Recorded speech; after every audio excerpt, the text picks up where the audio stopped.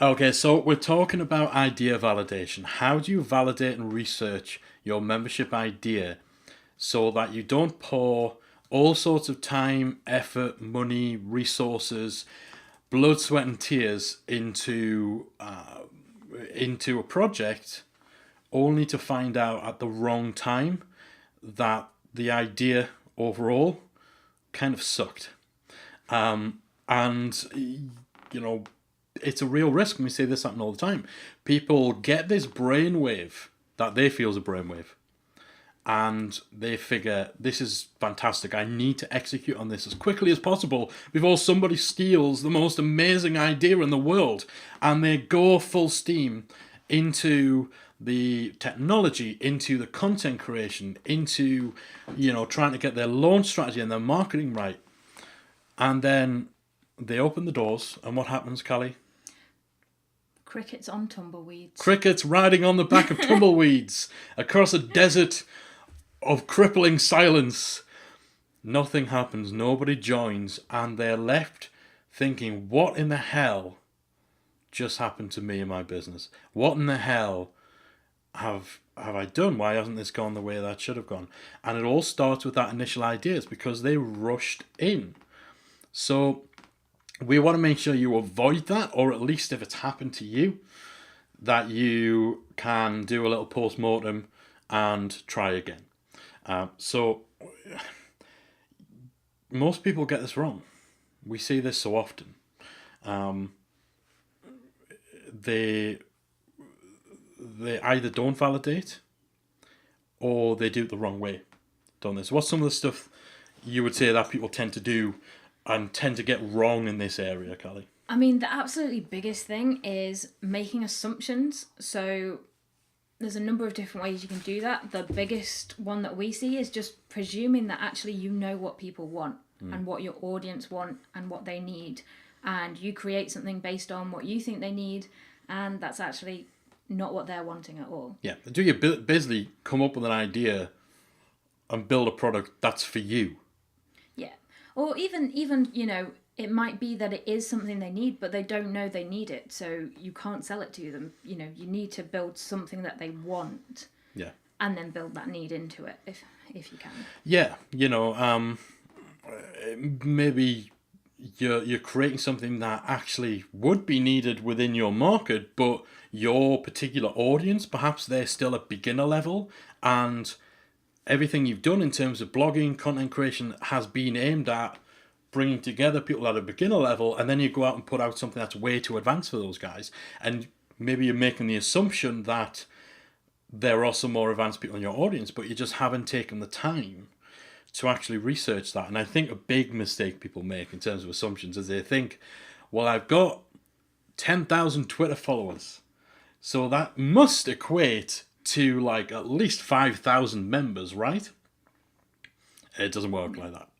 Yeah, especially if, you might have a large email list, but if that email list was built doing something completely different to what your membership's going to offer, then you can't rely on that list for purchasing your membership. You just can't. Even if they love everything that you do, they may not be the right people for your membership. Exactly. And even if they are the right people, if you've not actually spoken to them and engaged with your email list or your social following for months or even years, and then you're taking for granted the fact, well, I've got a huge email list, so all I need to do is launch something, tell them about it, and they'll come running.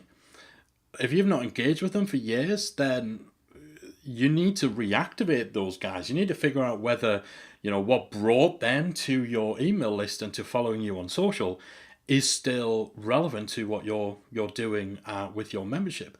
Because, once your social following, your email list and all that sort of stuff gets to a certain size, it's very easy to rest on your laurels and to take it for granted. But it may well be, if you've not sent an email to your list for 6 months, they could have found somebody else. They may have just forgotten that they're on your list. And so their first reaction when you actually reach out to sell something to them will be to hit unsubscribe and not hit buy now. So you can't make assumptions about your audience, about your market, about what's going on. And you can't assume you don't need to research your market or ask them what they want, because you're assuming you know and you understand those guys better. Because chances are, if you're creating like authority material, educational material, you're probably further along than your audience are. That's probably why they follow you in the first place. So it could be years since you were in a situation that your typical audience member is in, or you had to actually deal with the problems that you're hoping to solve. So assuming that people want what you're selling, that you understand their needs, and that your email list and your followings are all actually current and relevant is a big mistake. It's the whole when you assume you make an ass out of you and me. It's cheesy, it's hokey, but it's right. And in this case, it's not just looking like an ass that you've got to worry about. It's losing money. It's wasting your time and wasting stuff. So, yeah, I think that's definitely one thing that a lot of people do wrong. Yeah, and I think the other thing is that a lot of people do ask people what they think about their membership idea, but they ask the wrong people. So asking your mum or your boyfriend or your cat what they think about this idea isn't a great option. You need to ask the people that you actually want to buy this product. Yeah. Whether it's something that they want, need, and will actually spend money on. Yeah, I mean, if you're asking someone who's in your family, first and foremost, if they're not part of your audience, if they're not your target audience, their opinion's largely irrelevant. And throw in the fact that they probably care about you and love you and don't want to offend you, or don't understand what it is you're doing. Yeah, dear, yes, dear, that sounds great. You go for it. They're going to want to be encouraging. They're not going to say, well, actually, hold on. Maybe the market's a little saturated, or maybe this is an overcomplicated solution to a relatively simple problem. They're not going to think like that. And what I think people do, even people who are trying to avoid like doing that sort of pointless research, what they'll sometimes do is they'll ask that one friend who is like, I can always rely on that person to tell me straight. They'll never give me no bullshit. They'll tell me straight. We've all got that one friend who won't mince their words. They won't try and coddle you or protect your feelings or anything like that and give their opinions. But even then, sometimes that one friend will just be an arse for the sake of being an arse. And so they might actually, not only might they not understand what you're talking about, understand your market, but also they might be critical just because they are that friend, because they're so like associated with giving like negative feedback and putting you right and all that sort of stuff. So yeah, you need to make sure you're asking the right people the right questions and not thinking, yeah, like asking the cat, well, the cat purred when I mentioned the idea, so obviously this is where I'm going to make my millions. You need to be smart about this. You really do. Cool. And that ties into the build it and let will come as well. Both of those, making assumptions, asking the wrong people. You can also go head down into, this is an absolutely brilliant idea. I'm going to go full force into creating it, and then I'm going to launch it to the world, and all these people are going to buy, and it's going to be absolutely awesome. And you forget that actually it might be a good idea to kind of let people know that's what you're going to do and build that audience first. Because even if you do have an existing list, if you don't pre-warn them about what you're doing, the chances of your launch going well are minimal at best. Yeah, I mean, kind of hoping that if you just come to market with something, people are somehow going to instinctively like sniff out your greatness and somehow come to you. Yeah, Kevin Costner's got a lot to answer for with Field of Dreams and the whole build it and they will come stuff, because even today, as cynical as the online world can be, still people think that all that's standing between them and having a successful membership site is creating it. And if you've not told your audience, if you've not gauged feedback, if you've not engaged with them in any way, and you're waiting and you're thinking, okay, I'll build it and then I'll get them to test it and I'll get some feedback, I'll do some research. Man, that's the wrong way around. That's a wrong way around. That's a quick route to failure for your membership site. So, yeah. Ignore Kevin Costner. Yeah, I'm just chuckling away there because Joe is appreciating the sniff out your greatness comment. Yes. I smell amazing content in the air. Yeah. This is what I have to live with, guys. Yeah. And you know what? One of the other things, I think a lot of it comes down to the why. Why the hell are you doing this? Yeah, if you're doing it for the wrong reasons, so you're doing it because you want to have a membership site, you think recurring income would be great, but actually what's best for your audience or what's best for what you want to teach is a short course or an ebook or something else, then again, a membership's not the best idea. Just because you want a membership doesn't mean that this idea is right for a membership. Yeah. You know, memberships can work for for pretty much every market. You can find an angle for a membership site, but you know, if your audience are screaming out and telling you, we want this as a course or we want this as a coaching program, and all of your research says that, and you just do a membership site because it's solely based on what you want to do, like if you've got no reason other than, I quite like the idea of having a membership, I want recurring revenue, and that's the only reason you're doing it, or,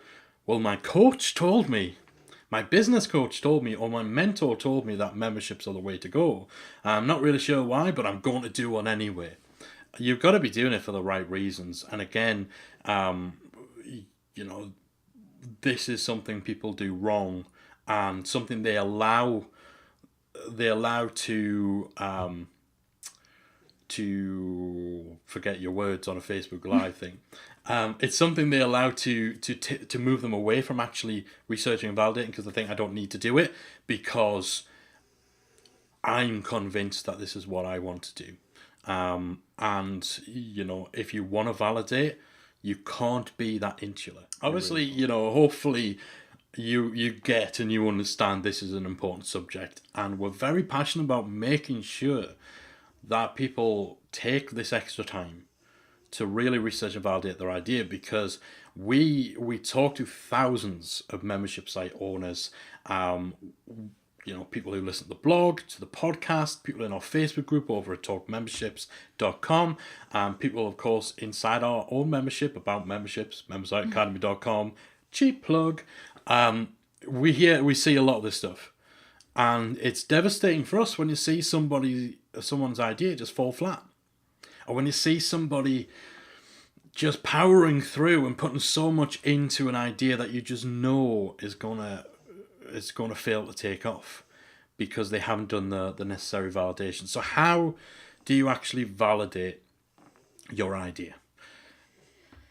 I mean, I think the main thing, first of all, is to actually just listen to your audience and engage with them. So in Facebook groups, your email list, you know, don't underestimate the power, if you've got an existing list, of sending them an email asking them what the one thing they most need right now is.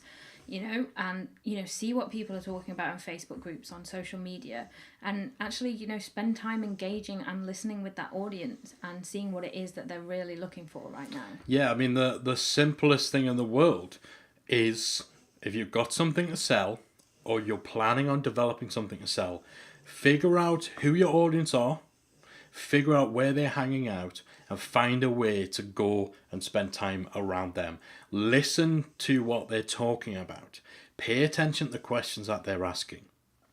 Take note of the problems, the pains, the frustrations, the goals, the aspirations. What excites these people? What turns them off? What is stopping them getting to where they want to go, and where the hell do they want to go in the first place? Spend that time just paying attention to what your audience actually want, because that is going to be a good leveler when we talk about those assumptions and the fact people make assumptions about what people want and what they need. Just spending time in Facebook groups, in existing communities, maybe even existing memberships where there's an overlap between your audience and the audience of that membership site. Actual real world, yes, it exists. For those of you who are pure online business owners, there is a world outside that window. Go to real world meetups. You know, search on meetups.com to find out any events, if people are arranging events amongst themselves around a shared interest, if that's right for your market. Go to conferences, network, listen to the damn people that you want to sell something to, because they are going to tell you what they want to buy, and they are going to help you figure out whether what's in your head matches what's in their head. You cannot provide a solution unless you actually understand the problem, and the only way to understand the problem is by talking to the people who have the problem. So that's key to everything that you do, like just flat out in general, not just with memberships. You need to understand your audience's needs, and you can't half-ass this. You can't be lazy about it. It's an ongoing thing. It's not something you do for 2 weeks and then you launch a membership and then you just, go on your own way. Constantly engage with your audience. Have this continuous dialogue with them. So that's where things start first and foremost, and that is going to do a lot in terms of putting right your assumptions, in terms of validating that your aims, the solution you want to create, actually is a solution for a problem, and that you're not just creating stuff that doesn't actually address any needs that actually exist in the market. Really, first, the main thing to actually you want to ultimately validate before you pursue your membership idea is you want to validate that you can get people to take action. Yeah, you want to get them on a wait list, you want to get them in a Facebook group, you want to actually, best of all, get them to actually buy something about this topic. So, an ebook or a small minimal training, or an MVP as we call them. Yeah, or a consultation call. Yeah, if you can get somebody to buy something that's already about this topic, then that's a good indication that there is a market there. And that's such a key thing, because the thing is, even if your idea is great, and this is kind of mostly what we're talking about, is your idea any good? Will it fly? Which is a fantastic book, by the way. Do we have it? There we go. Yellow thing. Yeah. This is actually a great book. If you don't already have this, shout out for Mr. Pat Flynn. This, if you're stuck for ways to activities and stuff you can actually do to validate an idea, this book is the Bible for idea validation. This will give you exercises, it'll give you all sorts of stuff to help you to really validate stuff. Will it fly? Pat Flynn. Get a copy of this if you're still in the planning stage, or before you even start putting the product together. This is badass. Make sure you get this. And while we're in book shilling mode, very soon in paperback, have this to accompany it.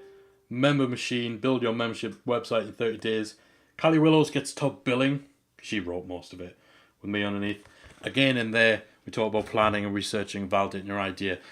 Cheap plugs over, but essentially, your idea could be the best idea in the world. But you're not just validating that your membership idea is sound. You're validating yourself in terms of your ability to take that idea and sell it as a membership. Because if you've got a great idea, but you are just not capable of taking that idea to market, of compelling somebody to take action, put their hand in their pocket, pull out a wad of bills, and give you some money for what you're selling. It doesn't matter if what you're selling is the best thing in the world. If you can't compel someone to the necessary action, then it's all for nothing. So it isn't just about having the right idea. When you're doing this research and you're doing this validation, you're validating yourself and your ability to reach your audience, your ability to tap into and analyze what they need, your ability to create a solution around that research, and your ability to get people to pay for your solution.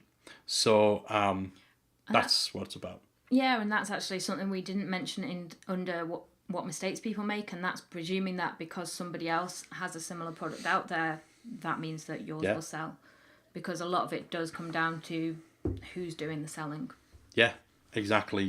So it's one thing to have a great idea, it's another to have a great idea that you're able to sell. So this is why we talk about MVPs, minimum viable products, where you're creating something that addresses the same problems, provides the same kind of solutions, addresses the same needs, and is priced in a similar ballpark. You don't want to validate a $50 a month membership by selling a $2,000 training program. because it's apples and oranges. Similarly, if you are selling a $2,000 course, you don't validate that by selling a $7 ebook. You need to be in the same sort of ballpark, and typically what you'll do with an MVP is you will bootstrap it. You will look at things, and let's say that your membership, the goal of it is to teach people how to manage their own accounts. Let's say you're an accountant and you want to teach people to do their own bookkeeping. Then your membership, the aim of it may be to have courses, to have training, to have resources, community. Building all of that in advance is too much time, too much work, too much effort to put in before you validated your idea. But if you know you're going to charge about $30 a month for it, then what you do is you try and sell one-off blocks of your time. So you try and sell, a 90-minute consultation with you where you do a screen share with someone and you show them how to set up accounting software, or you provide them with templates, or you take them through a process for the same price as 1 month of your membership would cost. Something in that kind of ballpark. Just again, to validate that you can sell, to validate you've got an audience, to validate that their problems exist, and that what you want to provide and how you want to serve them is right for them. So definitely, I would say, if this is a topic you want to dive into, you want to grab this book. We've also got stuff over at themembershipguys.com as well, where we've written about this topic a few times. We've got an interview with Mr. Pat Flynn, the author of Will It Fly, where we talk a little bit more about idea validation and the sort of stuff that you can do. And again, one of the first things Pat will say, the best way of validating is to get somebody to pay for something. So make sure that you are validating your research and your idea. Make sure you're not rushing in and potentially spending all this time and effort and money without knowing that you're on solid footing in terms of having a good idea that you can sell to people. So hopefully that's been useful for some of you guys. Let us know if there's anything in there you resonate with, if you wish you'd done that before you launch your membership, or if you invested some time doing that and you feel that really paid off for you and really made a difference to the ultimate product that you created with your membership. Let us know in the comments below. If you like what we're talking about, give us lots of thumbs up, give us lots of hearts, come on. We've got to have them. I am that vain, I am that fickle, I need that kind of social validation. And we've got, and if you've got any questions at all on this topic or anything else membership related, again, please do put them in the comments. We'd love to hear from you. I think we've had a few people, a few questions dropped in there during the show. Yeah, we've got a couple of questions. So we've got Eula, who's asked a couple first of all. And so she's asked, firstly, is there a minimum audience size do you think that you need before you can launch? I don't think there is. This is a tricky one because you'll find that some people will say, if you've not got 10,000 people on your list, it's not going to be a successful launch and things like that. We launched the Member Site Academy with about 500 on the list. We had about 500 on our list, yeah. And that was a huge success for us. We converted 25%. 25% in the first month, list. Yeah. And that was huge for us. And the thing is, and this comes to what we talked about earlier on, where we say, don't assume that just because you've got a social following and you've got an email list that they are going to be appropriate for what you're doing. We had social followings already. We only launched the Membership Guys brand about a year and a half ago now. We launched membersiteacademy.com about 14 months ago.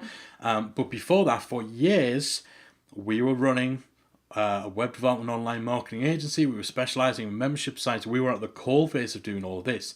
And we blogged on and off. And we built our list on and off because we didn't really need to, because our business wasn't necessarily online. We worked on referral, on word of mouth essentially, and we worked with a very small amount of clients on large projects. So we didn't need to build our list. So when it came time to establishing the Membership Guys brand, we kind of threw all of that out because we knew that they weren't necessarily relevant, and the ones who were relevant weren't engaged. So we just had a clean start, And we only gave ourselves 3 months to run up, and we built our list up to around 500 or 600 people in that 3 months. And we launched on the back of that. And, Member Site Academy is a 6-figure membership site now. We've got hundreds and hundreds of members in there. And we didn't have 10,000 people to launch with. We still don't have 10,000 people on No, ours. no, like 5,000 or 6,000 now. So there's a guy who hopefully you've heard of. If not, look him up. There's a guy called Kevin Kelly who years ago, I think it was early to mid 2000s, wrote about this concept of 1,000 true fans. And the idea being that anyone who creates something only needs 1,000 true fans, rabid fans, who really connect with you, really resonate with your message, with what you're trying to do, who love what you do, who are your kind of people. So forget about trying to please everybody, forget about boiling the ocean and having to get hundreds of thousands of people on your list. 1,000 true fans. Relatively small amount of people when you think about it. That's all you need to make a good living. If you had 1,000 people joining a $50 a month membership, that's $50,000 a month. Now, I don't know about you, that would do me. I'd be happy with that. So while that's not to say you need 1,000 people on your list to launch, the point of me talking about 1,000 true fans is to really put it in context that when you do the maths, you don't need huge gargantuan numbers of people on your email list, people buying your product to actually, to make good money, and especially with a membership site, to make enough money to allow you to prioritize your membership within your business enough to take it to the next level. Remember, with your membership, it's a marathon, not a sprint. You're building and building and building. So if you've got a few hundred people on your email list, as long as they're engaged and relevant, then you can do big things with a small list. The key is engaging with them, understanding them, having that ongoing dialogue, and you'll find that, you might have a smaller list, but you'll convert a higher amount. Yeah, and that's exactly what Burns said in the comments there, is conversion rate matters more than actual audience or list size. Yeah. And I'd rather have 1,000 people who are highly targeted for exactly what I'm offering than 10,000 who don't really care either way. Yeah, exactly. And I think now that more and more email marketing companies are charging a lot more according to how many people you have on your list, I think more and more people are realizing that it's quality and not quantity that matters. I've known people with hundreds of thousands of people on their list who binned half of them because there's no point having them on the list because they're not responsive. They're not engaged. They're not the right people. So there's no minimum audience size, but that's not to say you should ignore audience building. Definitely spend time building up your audience before you launch. We did a Facebook Live not so long ago on that subject, blogged, podcasted about it. We released a course in the Academy about building your audience. You want to be building an audience to get that momentum going, but you don't need tens and hundreds of thousands before you get to a point where you can launch. Yeah, and actually Eula's follow-up question for that is a good one, I think, is also, do you think it's okay to have a small launch intake? And absolutely. You hear about all the big numbers and things, but I'm a big fan of set your own goals. Yeah. If you know you've got a small list, then you're probably not going to get hundreds signing up on your first launch. And that's absolutely fine. Be realistic with your goals based on what, where you're starting from. Just because everything you hear is about 6-figure launches and 7-figure launches doesn't mean that that's what you need to have, or that you're not successful if you don't have that, Personally, I think if you can be in a position where you're confident of a launch where you get 50 to 60 people, I think that's a good place to start. I think if you only think you're going to get around about 10 or 20 people, what will probably happen is the proportion of people in a membership who engage in your community. So let's say you have an online community. The amount of people who will actually engage is typically a small percentage. It's 10 to 20% of people will actually participate in a community. So if you've only got 10 members, that's one other person besides you.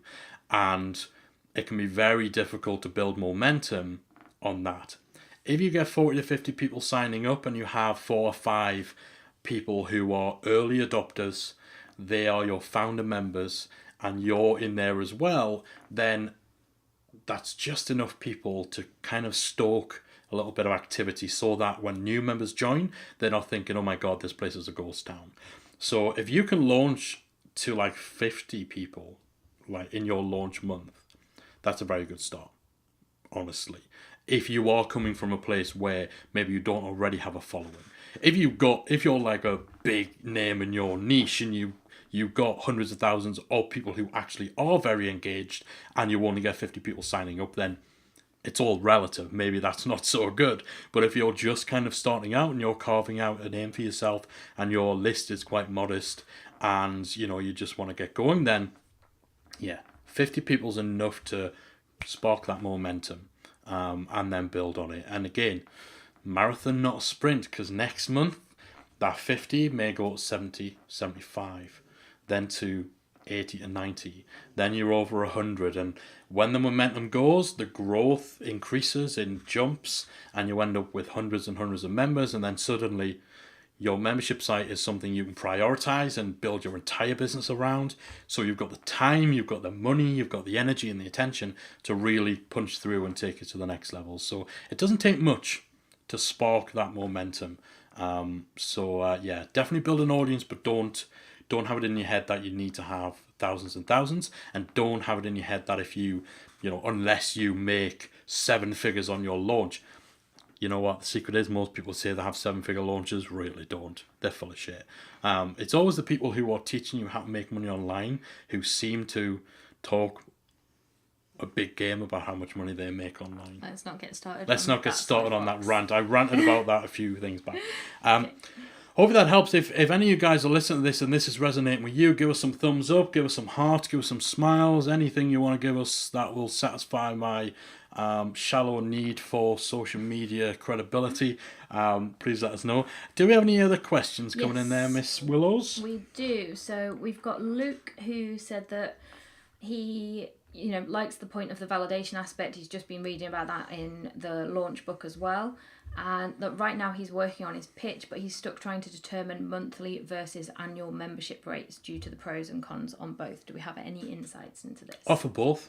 Yeah, I'm a huge fan of offering both annual and monthly, because you're always going to get people who want that low monthly price, and you're always going to get people who would far rather have a couple of months discount and just pay it all in one whack. Pay once, they're done, they don't have to worry about the payment ever again. And what happens is when you have the 2 price options, you get an anchoring effect. Yeah. And in terms of pricing strategy, and companies use this all the time, it kind of works as a little subconscious trigger in both directions. The people who are more budget conscious or whatever, they're going to look at $500, the big number, $500 next to $50, and the 500 makes the 50 look smaller, because they think, even though it's monthly, even though the frequency is larger, when people are more budget conscious, they think in terms of the immediate purchase, and that immediate purchase is $50. They don't have to worry about whether they renew until next month, and by that time you've shown them that you've got an awesome product and you've delivered enough value to get them to stay. But having those 2 prices next to each other, that $500 makes the 50 look smaller. And in the reverse of that, the $50 for someone who doesn't have budgetary constraints but wants to make sure they get good value, they see the 50, they do the maths and think, okay, it's 50 a month, or I pay 500 for a year and I save $100, so I'm going to go for the 500. So having them both, you get a nice little anchoring effect, and you make sure you're catering to people whose brains work in different ways and who have a different perspective on commitment in terms of ongoing subscriptions. Another thing, what you'll like that would say about that, if you're doing both, kind of treat the annual as bonus money. It sounds almost like a somewhat childish approach, but like one of the best things about memberships is the fact that when you've got that recurring base, it gives you stability. You can predict where you're going to be, so you can look at it and say, we've got 500 members paying X amount, our churn rate is this, So it's fairly reliable, certainly more reliable than most of the kinds of business models, that next year, this is roughly where we'll be, or in 6 months' time, this is where we'll be. It's harder to do that with annual because the drop-off rate for annual renewals is typically higher.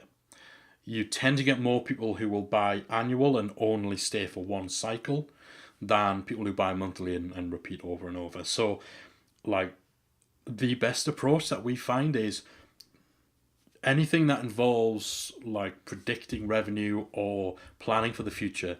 Consider your monthly income. That's what your business makes as its recurring revenue. That's the baseline. That's what you base everything on. Any annual payments you get is extra money. It's money that you maybe put into a separate pot that is solely for marketing.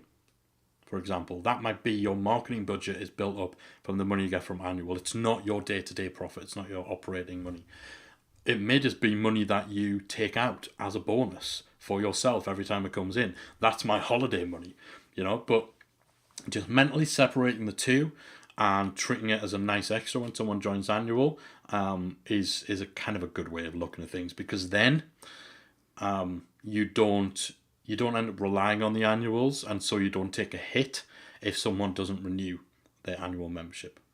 Hope that helps. Cool. So a follow-up question from that, again from Luke, is he's wondering tips for determining how much content should be free versus restricted to members. When you create new content, what criteria do you use to decide? It's totally arbitrary. It's entirely up to you. When we create new content, like, we plan our content out relatively separately. So, like, our blog posts, our podcast episodes, they're typically in response to questions. So there's specific questions asked. Whereas our membership content, we do courses that encompass entire topics. Yeah. And they, our free content will it'll cover the what and it'll cover the why. But the how is always the membership, essentially. Yeah, the how is what you sell in the membership, and the scope and the breadth of what's being covered. So we might do a course on member engagement. So this will be a course with like 15 lessons.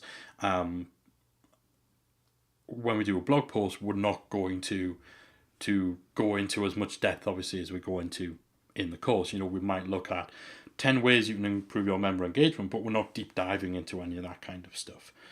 So where you draw the line's entirely up to you. It really is. Some successful memberships, what they do is their free content is their membership content. So they'll put out their course, or they'll put out their their webinar that they've done with an expert. They'll put it out free for a weekend to everybody, and then they put it in their membership. And then next month, the content they create, again, it's free for a few days, then they put in their membership. Creative Live do this. Andrew Warner's Mixergy, they do this. So yeah, it's totally arbitrary, but if you want a rule of thumb, give away the why, give away the what, sell the how. Easiest way of approaching it. Just knocking on the desk there. Yeah. Okay, so Trevor has asked, would you offer an outright high ticket offer as your launch for lifetime access or a discounted monthly membership? I would go discounted monthly. Yeah. Especially if it's your first launch, because offering lifetime membership at a launch is risky, because what happens if the launch doesn't go as well as you think, or you decide in 2 months' time that actually a membership isn't what you want to do? Those lifetime members are a lot more difficult to deal with than monthly members. Yeah. And also people, if it's an unknown quantity, people are far more likely to jump on a discounted monthly offer than they are to go for a lifetime, because again, they've got no idea what it actually is that you're offering. Yeah. So I think for a launch, discounted monthly over a lifetime option. Yeah, I totally agree. I mean, having that special launch rate is a good thing, and it's a big retention hook, because when someone joins your membership and if they're paying say $30 when they first join, then in 12 months time, if a new member joining, if your price is $50 or $60, those people who are still on the $30 rate, they're going to be far less likely to leave your membership, because they know if they come back, they've lost their preferential rate. So it can be really good for a retention hook. It also gives you the ability to use scarcity in a pretty cool way as well, because you get to emphasize the fact that anyone who joins before this launch offer runs out locks in that rate for the entire lifetime of their membership, and that's actually quite a compelling offer. And you get to build, have your countdown timers going, maybe 24, 48 hours left until the price goes up. You can even stagger the price increase. So let's say your normal price is going to be $50 and your launch period is over 2 weeks. Week 1, maybe you offer a launch discount of $30 a month. After the end of week 1, it goes up to $40 a month. And then at the end of the 2-week launch period, it goes up to $50. So you're reducing the amount of the discount offered in the actual launch period itself, and that gives you an extra bite of the scarcity apple, because you, rather than having the little spike of people who come in to the membership at the beginning when you first open it, and then a spike at the end when the doors are closing, you get to have that halfway point where you bump the price again, and so you get to run a whole timer's running out kind of thing on that as well. Some people even do it where literally, like, let's say your launch pricing is $20 less than the normal price. You have a launch period of 20 days, and you put that price up by $1 every single day during the launch. So that's a kind of a fast action incentive for people to join. You can play around a lot with that. What you'll also find is harder when your membership's up and running, it's harder to do discounts on your monthly price. Once you've got members in, and once you're selling at $50, it's very hard to discount that price without pissing off all of your members. So you can save the lifetime offer for later on, when it's not going to be as easy to use a monthly discount as it would be when you launch. So, and this is where, coming into the question of having annual and monthly, you can discount the annual with a lot more ease than you can discount the monthly as well. Yeah, definitely. And follow-up question from Trevor was, which cart would you use for this method? And I think this was actually when we were talking about doing monthly and annual. And the honest answer is we usually just do it directly through the membership plugin. So we use MemberPress. We have that hooked up with Stripe and PayPal, and we just use that, and that works fine for us. If you want to do fancier things, then you can look at things like Samcart or Thrivecart, but Thrivecart. Yeah, we prefer Thrivecart over Samcart. Yeah. But, for most memberships, you don't need a fancy cart and lots of bells and whistles. You can just hook up PayPal, Stripe, AuthorizeNet with your membership plugin and keep things simple. That's the thing, the majority of membership plugins, they have the checkout stuff built into them, and in nearly all cases it's enough. Not all membership plugins will integrate with these third-party card platforms like Samcart and Thrivecart and Active Relay and stuff like that. Of those, we prefer Thrivecart just in general, because I've never known anyone who has said that Thrivecart's own shopping cart has broken down on them in the way that other shopping carts have done, and that's never usually a good sign. If you're trying to pay for a shopping cart solution, and the shopping cart that the solution provider makes, as in their actual product, breaks down. Anyway. Yeah, let's not get in any trouble on that one. Okay, so one last question, I think, and again from Trevor, who was asking, any software or services you're using to determine your lifetime value of each member. And we use Profitwell personally. There's all the softwares like ChartMogul, Baremetrics as well, which will do this for you. You can calculate it yourself manually, and initially that can be a good way of doing it. But if you want to get all your stats and figures quickly and easily, then something like Profitwell, ChartMogul, Baremetrics, they're going to be really useful in terms of keeping track of your churn, your lifetime value, your new sign-ups every month and things like that. They really come in handy. Yeah, some of the membership plugins, like reporting in general across the world of WordPress membership plugins, is a bit terrible. There's only really 4 plugins that do any sort of reporting. WordPress, of course. WooCommerce, with their multitude of add-ons that you piece together. So WooCommerce plus WooCommerce subscriptions plus WooCommerce memberships, all of that. They have some good reporting, which they've just improved for the membership side of things. That can give you good data. Paid Memberships Pro has some basic reporting information, which I believe does include things like lifetime value. MemberPress has reporting. It has average customer value, but I don't like it's incorrect, isn't it? It's not accurate. The lifetime value of MemberPress isn't correct. Yeah, it's not good accurate. for showing you your income each month and things like that, but it doesn't calculate your churn rate and things for you. With MemberPress, you're still going to want something like ProfitWell. MemberMouse at their advanced level has really great reporting. They're probably the best of any of the membership plugins, and Digital Access Pass has reporting as well. So if you're using the membership plugin with built-in stuff, that's usually be all right for day to day, and you can probably do a little bit of manual stuff with a spreadsheet to kind of round out the stuff that those systems don't give you. But we since we've been using ProfitWell, which doesn't support PayPal, so we had to do some magic stuff to make it kind of support PayPal. And it still doesn't quite work as we'd like it, but it's worth the effort because the stats we get is so much better as well. So hope that helps. Cool. And I think that was all the questions. If you have asked a question that I haven't answered, then I do apologise, but not all the comments seem to come through. So I do apologise for that, but you can always hit us up in the Facebook group after this if I did miss your question. And by the way, if you're not in the Facebook group, type in talkmemberships.com to your browser. That'll redirect you through to our free private Facebook group. Are we at 3,000 yet? We are 2 away.